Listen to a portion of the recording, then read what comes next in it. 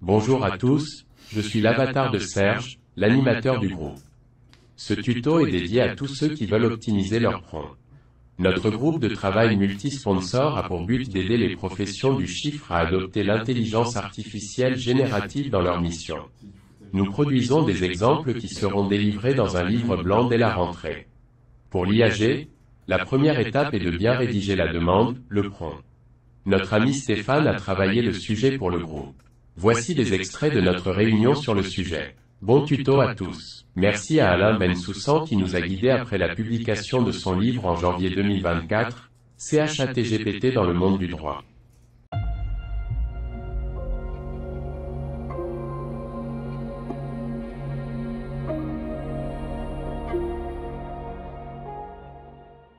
L'une des contraintes que m'a donné Serge, quelque part, c'est de pouvoir faire de ça une méthode utilisable, évidemment, par les professionnels comptables et audits. On est dans un processus un peu one-shot pour l'instant, c'est-à-dire qu'on ne fait pas du prompt avec des méthodes itératives, des processus complexes ou des workflows, des choses compliquées. C'est je frappe ou je copie-colle, enfin bon, etc., mon prompt, j'amène des documents éventuellement en plus et je lance l'IA et elle me sort des résultats. D'accord? Donc, j'ai essayé de me cantonner à ne pas être sur des choses complexes. Donc, si je vais essayer de résumer les 7 étapes d'abord ici sur un point de vue un peu synthétique. On va partir du général pour aller au particulier. Voilà. En fait, on a plusieurs choses à expliquer à l'IA. Un, il faut lui expliquer le contexte. Je reviendrai après dans le détail dessus. Deux, il faut lui expliquer le but. Qu'est-ce qu'on essaye d'obtenir à la fin comme information plus ou moins importante et structurée. Trois, quelle est la tâche ou quelles sont les tâches à réaliser. Quelles sont ensuite les instructions qu'on va donner. Et ça, vous allez voir, quand on descend dans le détail, il y a quand même pas mal de choses. Quel est le niveau de la cible qui va recevoir cette information? Il faut que l'information soit compréhensible par les gens en fonction de leur niveau d'expertise, de leurs compétences, d'un certain nombre de choses. Quel est le style ensuite de l'information tel que je veux le recevoir moi en retour? Et ensuite, quel est le type de réponse? Je vais revenir dans ces points-là de façon rapide tout de suite. Sachant que cette couche-là, elles se combinent avec des techniques d'optimisation. Elles peuvent se combiner aussi avec ce qu'on appelle des marqueurs, des délimiteurs, ou des fois on appelle ça aussi des balises, qui permettent de structurer le contenu du prompt, c'est-à-dire qu'on peut mettre des accolades, des parenthèses, des slash, etc., etc., là aussi pour mieux se faire comprendre de l'IA. Donc ça, c'est assez technique par contre. Et il y a aussi des erreurs dans lesquelles on peut tomber. Alors, je voulais commencer paradoxalement par les erreurs parce que c'est assez marrant. Parce qu'en fait, en faisant ma longue veille là, en 2 jours de temps, je me suis rendu compte qu'il y avait beaucoup d'idées qui étaient véhiculées depuis des semaines, des mois, etc. Et en fait, on finit parce que c'est répété souvent par beaucoup de gens différents. Donc, je dis, si tout le monde dit qu'il faut marquer, par exemple, un rôle au prompt en disant, voilà, l'IA, je te demande d'être un spécialiste marketing et je veux que tu me fasses ça, ça et ça. Déjà, rien qu'en disant ça, je fais 2 erreurs. D'après toute la synthèse de ce que j'ai pu comprendre, c'est que la notion de rôle, en réalité, c'est une fiction totale. Ça n'existe pas, parce que l'IA ne peut pas le comprendre. Et deux, d'ailleurs, parce que je viens de le dire, quand on dit tu, on s'adresse à l'IA entre guillemets en la tutoyant, c'est-à-dire qu'on fait un peu d'anthropomorphisme, ou je ne sais pas comment on peut l'appeler. Le problème, c'est qu'en faisant ça, on fait une autre erreur. Alors, je vais vous montrer les erreurs telles que je peux vous les montrer. Donc, la première chose, c'est de tutoyer l'IA. Pourquoi ça fait perdre du temps? Parce que ça a des conséquences. C'est que généralement, ça fait des phrases un peu plus longues que de parler à l'infinitif, par exemple. Et donc, ça consomme plus de tokens. Et donc, ça a tout un tas d'inconvénients.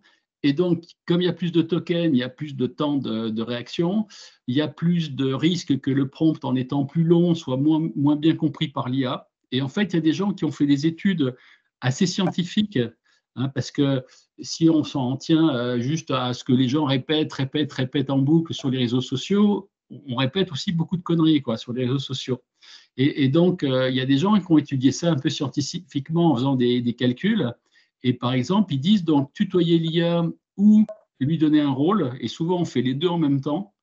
Ça veut dire que généralement, alors je ne sais plus si c'est là, je crois que j'ai mis des petites choses. Alors je ne l'ai pas trouvé ici. Euh, je cherche parce que j'avais un truc avec les conséquences. En fait, ça augmente la taille du prompt, ça peut augmenter la taille du prompt en nombre de mots de 20 à 30%, et en nombre de mots ou en tokens. Et donc, à la sortie, on a des choses qui ne sont pas forcément efficaces. Et donc, les gens qui ont l'air d'être les plus costauds sur le truc et les plus scientifiques disent non, il faut dire ni tu ni vous à la limite. Il faut parler à l'infinitif et utiliser des mots. Voilà. De la même façon, être poli avec l'IA, ça n'a aucun intérêt. Lui dire bonjour, merci, machin, etc. Elle ne sera pas plus gentille ni plus efficace pour autant, donc c'est aussi à exclure. Ensuite, il y a une erreur qui est celle-ci, c'est dire répond uniquement par et en expliquant comment on veut qu'elle réponde ici.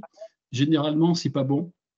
Et parfois aussi, on a tendance à utiliser des tournures négatives. Et là aussi, les tournures négatives, ça complique le prompt et ça complique la compréhension par l'IA. Il faut éviter la plupart du temps les tournures négatives. Il faut toujours être dans l'affirmation et dans le positif en termes de tournure. Ensuite, il faut éviter de poser des questions. Et le paradoxe, c'est que quand on est dans les outils Microsoft, Bing, Copilot et tout ça, ils poussent les gens à poser des questions. Or, poser une question, c'est pas pareil que créer un prompt. Et donc, c'est quelque part donner une mauvaise habitude aux gens. Voilà. Et ensuite, il faut respecter les 7 couches dont je vais parler un peu plus haut. Là, on va rentrer un peu dans le détail. Si on en oublie une, alors elles sont éventuellement pas toutes aussi importantes les unes que les autres, mais elles ont toute leur importance et c'est elles qui permettent d'avoir vraiment une réponse la plus optimale possible en one shot, quoi. Si on reprend maintenant les différentes couches, le contexte, hop, bon, je vais essayer d'aller vite hein, pour vous dire les choses. Bon, déjà, je vous l'avais dit la dernière fois, on peut faire sauter les limites internes de ChatGPT avec des phrases, en lui demandant voilà, d'aller chercher un certain nombre de phrases internes qu'il a dans sa mémoire de travail pour éviter d'être coincé par de la volumétrie ou par des contraintes internes. Alors, on s'était aperçu, alors c'est moins le cas avec la version 4O qui vient de sortir, mais la version 4 Turbo était devenue beaucoup plus paresseuse que la version 4 d'avant, parce qu'il y avait des contraintes qui étaient imposées par l'IA elle-même, quoi. C'est-à-dire qu'on lui disait de répondre vite et bien, mais pas de faire de volume et faire des réponses courtes et tout ça. Et du coup, l'intérêt des réponses était moindre. Et quand on lui demandait, pour des gens qui font, je sais pas, du marketing ou des choses comme ça, de faire un article de 2000 mots, jamais ça sortait 2000 mots. Jamais. Ça faisait 300 mots. Puis après, on insistait et on arrivait à 500-600 mots et après, on coinçait. Donc, on peut faire sauter les limites. Ensuite, ce qui est important, c'est qu'il faut que ça soit personnalisé sur l'entreprise, sa clientèle, son secteur, son contexte et tout un tas de choses. Je ne vais pas trop rentrer dans le détail. Et donc, ça, c'est un rapport avec les custom instructions hein, qui ont été créés il y a des mois et des mois dans ChatGPT, donc instructions personnalisées. Et il y a plusieurs champs dans lesquels on peut mettre les couches que je vais expliquer après, notamment les infos contextuelles dans un premier temps et tout ce qui est le style de l'information qu'on veut donner et le type de choses qu'on veut recevoir en retour, on les met dans le deuxième champ. Voilà. Alors, il faut savoir que depuis quelques semaines, il y a une fonction mémoire qui est sortie. Ça veut dire que ChatGPT peut garder en mémoire à condition qu'on l'autorise à les garder. Hein, il y a des curseurs qui permettent de le faire ou pas. il peut garder en mémoire un certain nombre de choses qu'on va lui donner parce qu'on est tout le temps dans le même sujet, à poser un peu les mêmes questions sur les mêmes clients ou sur les mêmes... bon, peu importe. Et donc, il peut garder ça, la trace de ça, et ça veut dire qu'il va progressivement nous connaître mieux dans le déroulé du truc. Alors évidemment, que ce soit avec un prompt ou avec un robot GPT, mais là on va rester sur le prompt, on peut donner des liens externes. On peut donner, mais ça peut être aussi, donc ça peut être des liens URL, mais ça peut être un PDF, un fichier bureautique ou une image, puisqu'il y a GPT Vision qui permet de le faire. Et donc ça permet de donner d'un seul coup de l'information en plus à l'IA et de poser sa question tout autour. Donc ce contexte-là, il y a quand même beaucoup de choses qu'on peut faire. Donc c'est ici dans les custom instructions, voilà. Et voilà ce qu'on peut mettre dans chacun des champs. Donc là, j'ai des petits schémas qui étaient très sympas que j'ai pu trouver sur le net qui permettent de visualiser exactement ce qu'il faut faire, à quel endroit il faut le faire. Et je pense que ça peut être intéressant de s'inspirer de ça pour faire une méthode qui soit sympa au niveau pédagogique, quoi. C'est surtout ce qui permettra, je pense, au niveau du contexte, je me permets, de scinder entre expertise comptable et commissariat aux comptes. Tout à fait. Alors, c'est vrai que dans la mesure où vous allez avoir, enfin, en général, les deux casquettes, ce n'est pas toujours le cas, mais c'est possible aussi.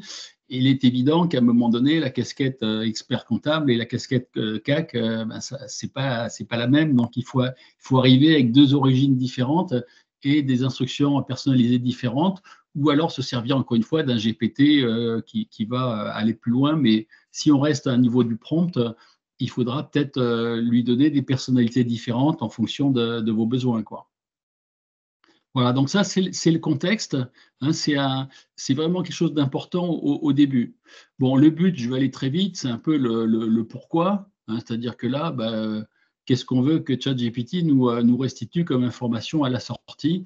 Donc évidemment, si le pourquoi est bien défini, il sera plus pertinent derrière. Là, je vais aller vite. La tâche elle-même à réaliser, je l'ai dit tout à l'heure, c'est plutôt un verbe à l'infinitif, plutôt que de dire je voudrais que tu me fasses une machin. Vous pouvez mettre faire et le reste de la phrase. C'est quasiment pareil, mais on a enlevé tout un tas de mots parasites qui n'amènent rien à la compréhension de l'IA générative. Alors, même moi, depuis que j'ai appris ça, je me suis forcé à changer un peu ma façon de taper des prompts depuis 2 jours. Et c'est vrai que c'est une habitude. On s'est tous habitués à taper nos phrases d'une certaine façon. Peut-être qu'il faut l'améliorer pour avoir des résultats qui soient plus satisfaisants. Alors après, on va rentrer dans vraiment les gros morceaux derrière. Par exemple, les instructions. Les instructions, c'est grosso modo, c'est la marche à suivre. C'est la façon dont on veut que l'IA traite et surtout réponde à notre question en fonction de notre but. C'est-à-dire qu'on peut lui donner des étapes à suivre pour structurer sa réponse avec un certain ordre, avec à chaque fois des tâches très précises et des consignes ou des critères là aussi qui permettent de dire je sais pas, une consigne, ça pourrait être voilà, ma question est une question comptable, je veux que tu te raccroches au plan comptable X ou à je sais pas quoi, à la norme Y dont j'ai besoin par rapport à mon sujet. Donc forcément, plus vous allez donner d'informations de ce type-là, plus il va être précis également. Ensuite, il y a une chose importante, c'est que c'est à ce stade-là. Alors, j'ai numéroté d'ailleurs les 7 points parce que c'est un ordre logique à utiliser pour structurer le prompt. Il y a une logique aussi dans l'ordre de ces 7 couches. Et ici, dans cette partie 4, dans les instructions, il ne faut pas hésiter à faire une demande explicite de recherche préalable à la réponse. C'est-à-dire que assez souvent, comme ChatGPT, je vous l'ai dit tout à l'heure, il peut se montrer un peu paresseux parce qu'il a des consignes pour pas trop consommer de ressources, on va dire. À un moment donné, des fois, il faut le pousser un peu aux fesses pour qu'il aille faire des recherches et à ce moment-là, lui donner peut-être des sites de confiance, lui donner des URL, lui donner des instructions très précises pour qu'il fasse d'abord la recherche avant de nous fabriquer la réponse, quoi. Et c'est à cet endroit-là qu'il faut le faire. Ensuite, on peut lui injecter une méthode, une technique, quelque chose, de façon à ce qu'il soit pertinent dans sa façon de réfléchir. Hein, si je lui dis, par exemple, moi, je fais de l'organisation, il y a un truc qui s'appelle la théorie des contraintes ou le lean management. Bon, bah, si je lui dis, tiens, raisonne au sens de la théorie des contraintes par rapport à ma question organisationnelle, il va sûrement aller consulter dans sa base de données des informations qui parlent aux théories des contraintes et il va évidemment colorer sûrement sa réponse avec cette méthodologie-là. Donc, c'est important qu'il puisse l'utiliser. Voilà, donc là, on peut déjà être très précis dans cette partie instruction pour obtenir ce qu'on souhaite obtenir. Voilà, donc après, on a le niveau. Alors, le niveau cible, quelque part, c'est quoi? C'est que il faut lui dire, je dirais, quel est le public qui va recevoir cette information, sa réponse, hein, et donc l'adapter à la fois à nos besoins et à nos capacités quelque part. D'accord? Donc, il faut définir qui on est, éventuellement. Il faut dire à quel niveau d'expertise on se trouve et éventuellement quelles sont les compétences qu'on maîtrise. Parce que là aussi, on le sait bien, quand on fait des prompts, autant maîtriser le sujet sur lequel on pose la question, même si on pose une question, c'est qu'on a besoin d'apprendre quelque chose. Mais si on n'est pas capable d'être un peu critique derrière la réponse de l'IA, c'est sûr qu'on risque de se faire filer des réponses assez fantaisistes. Donc, il y a aussi besoin de montrer qu'on a un certain niveau de capacité. Ensuite, le style, c'est la 6e partie. Donc, le style, c'est un petit peu tout ça. Hein, c'est quelle est un peu la tonalité, le qualificatif de l'écriture, comment il va écrire, est-ce que c'est professionnel, est-ce que c'est décontracté, est-ce que c'est autre chose, la forme de l'écriture, ce qu'on veut qu'il inclue dans ses réponses. Hein, ça peut être des chiffres, ça peut être du texte, ça peut être d'autres choses. Est-ce qu'il y a une technique, encore une fois, qu'on veut qu'il utilise? Là, j'ai cité des techniques très marketing. Hein, AIDA, c'est très marketing. Enfin, les autres aussi, d'ailleurs. Mais bon, dans votre monde d'expert comptable et de commission aux comptes, ça serait autre chose. Et donc, ça, c'est bien que vous puissiez... C'est bien que vous puissiez l'injecter aussi s'il y a une technique qui peut aider et sortir le style de résultat, le style de la réponse qu'il va vous proposer. Et alors, la température, c'est un truc qu'on connaît pas souvent ou très peu. Ça va entre 0 et 2, si je dis pas de bêtises. 0, si on dit tu te conformes strictement à mes consignes et tu ne dévies pas, tu ne cherches pas à être ni fantaisiste, ni à être créatif ou quoi, parce que là, on sait qu'il part dans du délire. Et quand on est dans un monde comme le vôtre, qui est un monde très cartésien, très, très carré, etc., je pense que ça sera plutôt une température 0 pour tout ce que vous avez demandé comme résultat que 1 ou 2, quoi. Alors, je me permets hein, sur la température. Déjà, première remarque sur ChatGPT, on ne peut pas la moduler. C'est pas dans le playground qu'on peut la moduler? Alors, dans le playground, mais sur l'utilisation classique et générique de ChatGPT, elle n'est pas à dispo. L'exemple le plus concret, c'est Copilot. Vous avez 3 petits boutons qui correspondent globalement au 0, 1, 2. Et au niveau expertise, 0, c'est... Je ne sais pas si tu as déjà essayé de faire du prompting en 0 température ou si quelqu'un l'a fait. C'est quand même très particulier parce que... Moi, je l'ai fait. Moi, je l'ai fait aujourd'hui. Ouais, mais c'est particulier parce qu'en fait, ce qui est intéressant dans le 0, c'est que la qualité du prompt devient prédominante. Oui, c'est ça. Vraiment. Parce qu'en fait, on laisse aucune marge de manœuvre à ChatGPT ou au GPT utilisé, enfin, quel que soit le LLM derrière, on lui laisse 0 marge de manœuvre. C'est-à-dire que, alors, c'est super intéressant pour comprendre le fonctionnement d'un prompt et stabiliser sa méthode. Mais pour quelqu'un qui n'est pas forcément très initié, ça peut devenir très compliqué parce qu'il n'y a aucune erreur qui passe.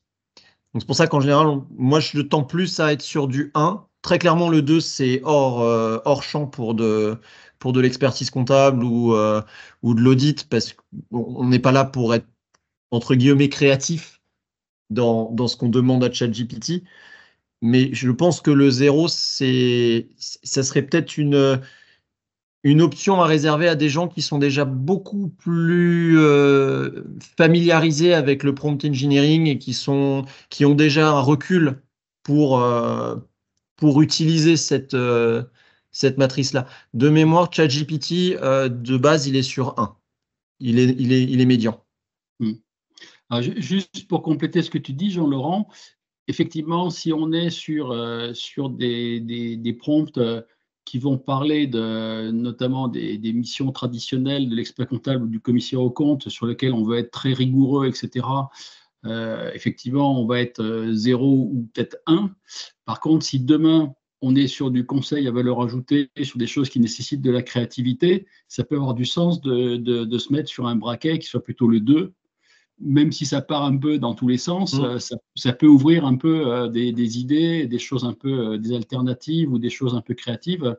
Donc, ça dépend de ce qu'on fait.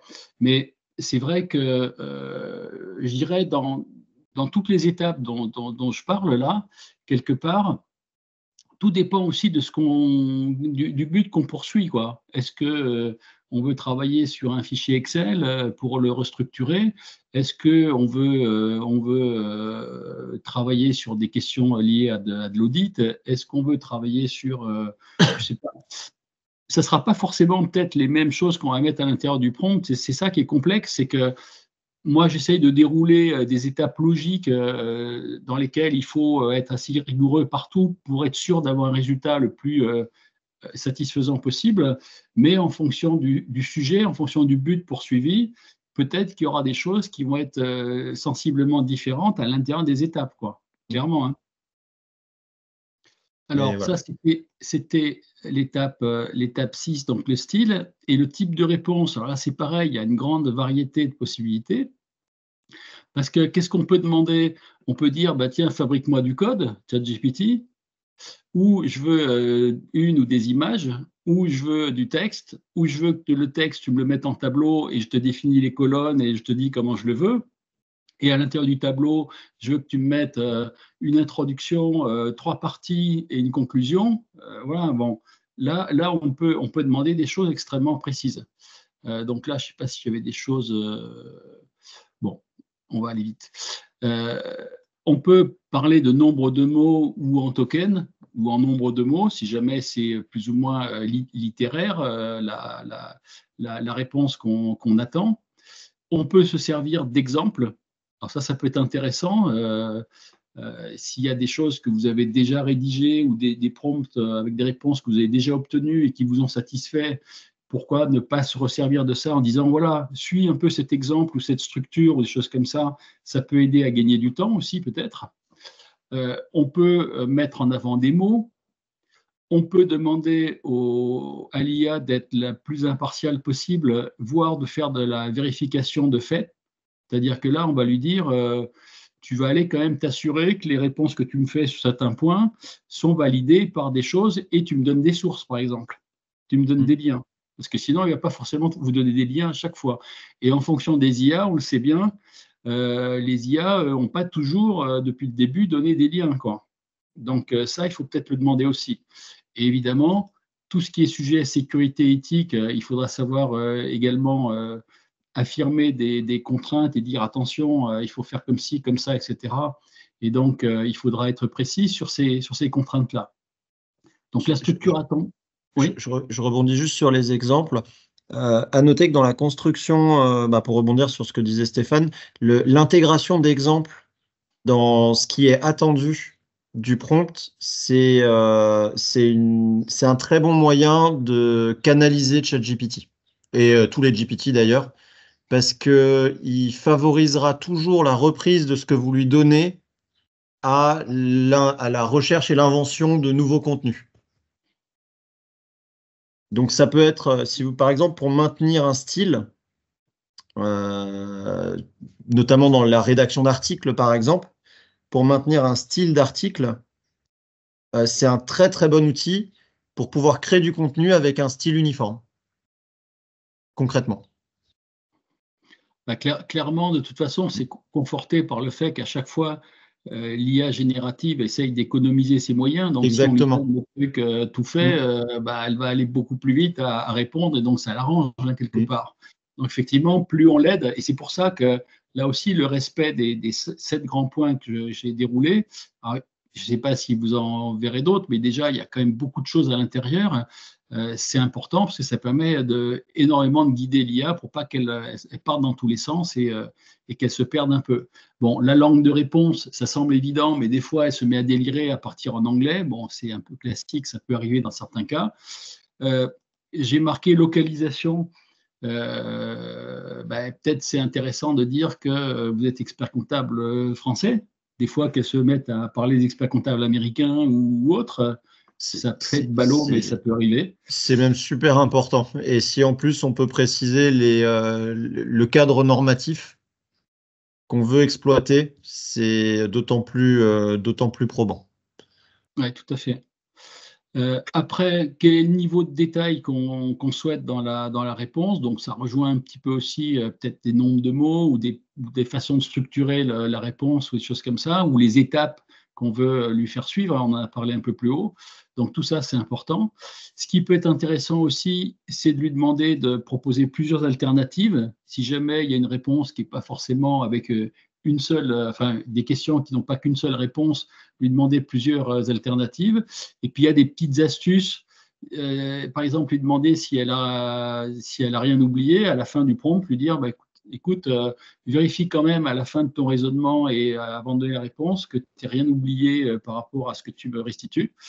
On peut lui demander de se scorer. Alors ça, c'est marrant parce qu'il fallait y penser quand même, demander à l'IA de se noter par rapport au but qui est poursuivi, et voire même de proposer de meilleures réponses.